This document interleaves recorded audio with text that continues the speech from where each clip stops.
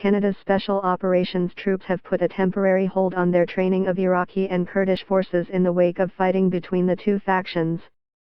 Although sprinkled in different locations outside of the main Canadian base in Erbil, the troops are safe and have not sustained any injuries as a result of recent clashes, the military said. The news came late Friday in a brief statement from a senior official at National Defence Headquarters. Roughly 200 Canadian commandos have been providing advice and assistance on the ground in northern Iraq since late 2014 in an effort to help defeat ISIS militants, a mission that the Liberal government recently extended for 2 years. Given the fluidity of the current situation, Canada's Special Operations Task Force has temporarily suspended the provision of assistance to various elements of Iraqi security forces, said Col. J. Jansen, the Director of Military Strategic Communications.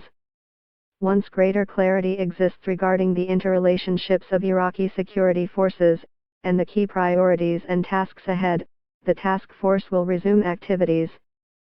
In the meantime, Jansen said officials will monitor the situation. The Special Forces are not the only Canadian military on the ground in Iraq. There are intelligence officers, a helicopter detachment and a medical contingent based in Erbil, the Kurdish capital.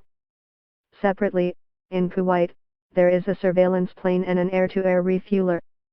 There is no change to those other elements, said Jansen. US-backed Iraqi government forces, Iranian-backed paramilitaries and Kurdish fighters fought alongside each other in Iraq to defeat ISIS, but the alliance has faltered now that the militants are largely defeated. Fighting broke out between Iraqi and Kurdish forces on October 16, after Iraqi forces seized the northern oil city of Kirkuk. Canadians had been in the area until just before the fighting broke out. They were already gone by the time incidents started, said Jansen.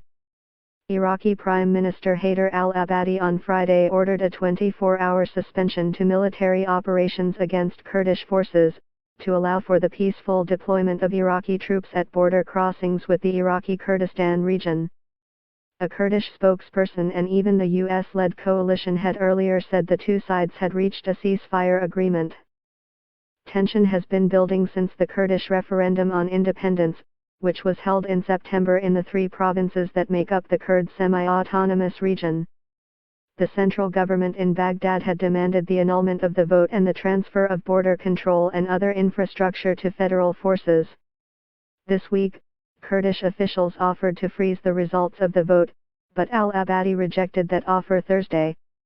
How long the Canadian suspension will last depends on conditions on the ground, said Jansen. I would just like to remind folks that we had a specific mandate in Iraq and that mandate was to help Iraqi security forces rid their country of Daesh, said Jansen. Anything that doesn't fit in with that mandate is problematic for our forces.